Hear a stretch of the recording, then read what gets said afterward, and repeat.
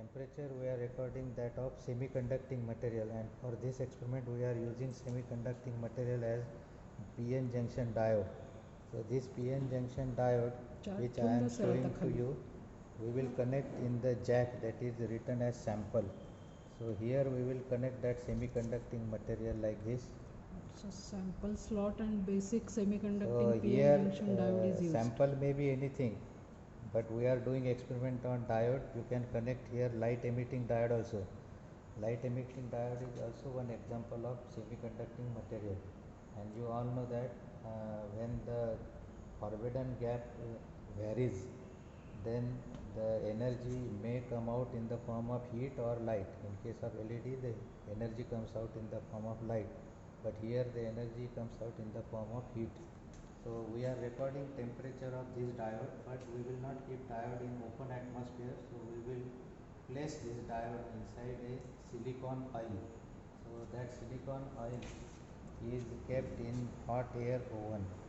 So when we start the experiment will start with heating of the oil. That oil is taken in a glass beaker which I am showing now.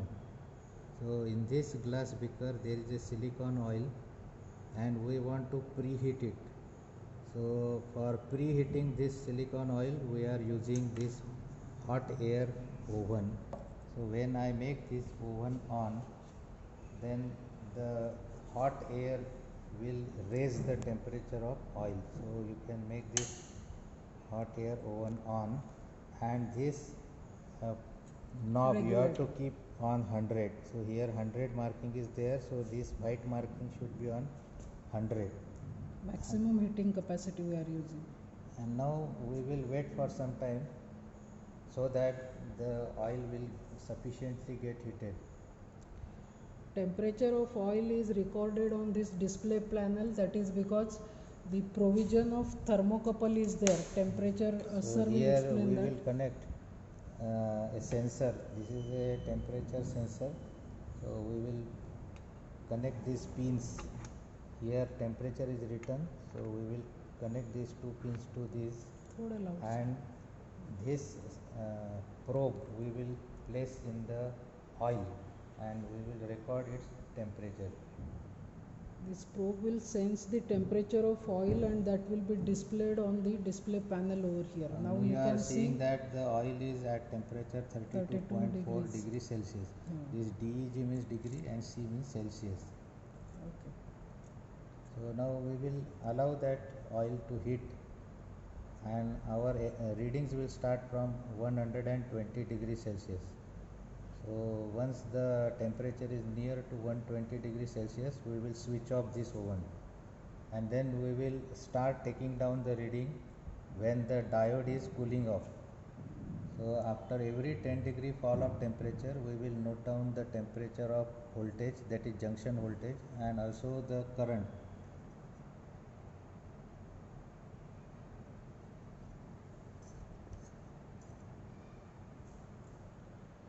So you can see now the temperature is increasing. Previously it was 32, now it is 42.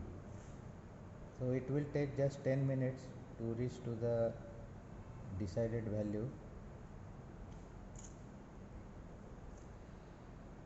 So basically, to determine the energy band gap of semiconducting material, the semiconducting device we are exposing to varying temperature, and under variation in temperature, what is the change in voltage across the PN junction, that we are recording over here. So as we require very high temperature range, we are taking silicon oil because its viscosity is high, so it can sustain to higher temperatures. Pause करूँ? Okay.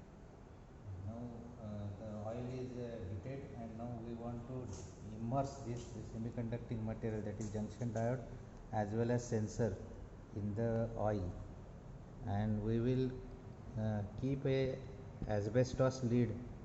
So you all know that asbestos is a heat insulating material, so the oil will cool uniformly.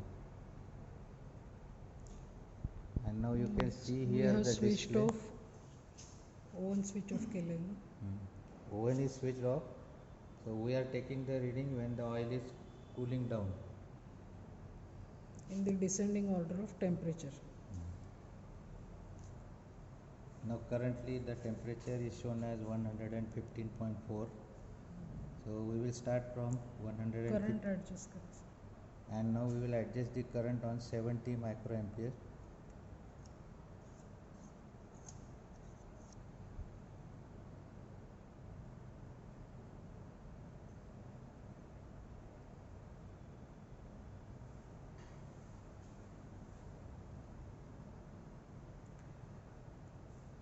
So now it is adjusted at 70. For all observations, the current This should be constant at constant. 70. If it fluctuates, you can adjust that by using this potentiometer. So if I want to note down the current reading, then current reading will be temperature will be 112.3 degrees Celsius and corresponding junction voltage will be 0.3 volt. So that you have to enter into your observation table. Now I am showing the observation table of this experiment. So here table 1 is shown, and in table 1 the first column is the temperature in degrees Celsius that we can get from this digital display.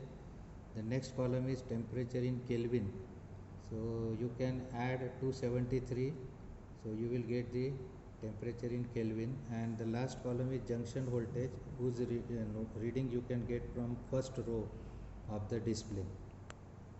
So in this way you have to enter your observations in observation table. Here we are recording observations of DC voltage against the temperature, and it is in the descending order of temperature by the difference of 10 degrees each. So it is like 110, then 190 degrees Celsius and so on. And for all the readings, constantly you have to keep your current adjusted at 70 microamps as told to you. If not at 70, you can adjust that by using potentiometer. And minimum, sir, how many observations you will Minimum 10 observations we want to record. take? Okay, maybe So at every 10 degree fall of temperature. now 110 in the descending order, 10 observations are not possible because maximum it will come to room temperature, not below that. So whatever 8-9 observations you get starting from 110 degrees Celsius in the descending order, you can record, and then the calculation part will be explained. So after noting down the reading in the tabular form, you have to take one blank graph paper, draw two axes, x-axis and y-axis. On x-axis we are taking junction voltage, which is abbreviated as JV, and on y-axis we are taking temperature in Kelvin. And referring to our observations, we will plot the points. In this diagram, the points are encircled. So these points we have plotted by referring to our observations. So 4-5 points we have shown, and all these points they appear on straight line. So after plotting the point, next job is to join all these points so as to get a straight line, and this straight line is having negative slope, you can see here. Now next job is to find out slope, and that slope we will show by lowercase letter a. Here also it is written slope is equal to small letter a. And also we will find out y-intercept, and that y-intercept we have shown by small letter b. Here how to find out y-intercept, it is also shown. You have to extrapolate this line so as to cut the y-axis, which is already done here, and from the intercept you have to measure up to the origin. Whatever value comes out, that will be the y-intercept. And once we get the slope and y-intercept, here formula is written. Energy gap is shown by E at the base G, and that is equal to minus B upon A. And B I have already told you, it is a y-intercept, and A is the slope of this line. And this calculation must comes out around 1.1, because you all know that silicon has forbidden energy gap. It is of the order 1.1 EV, that is electron volt. So in this way we can perform this experiment.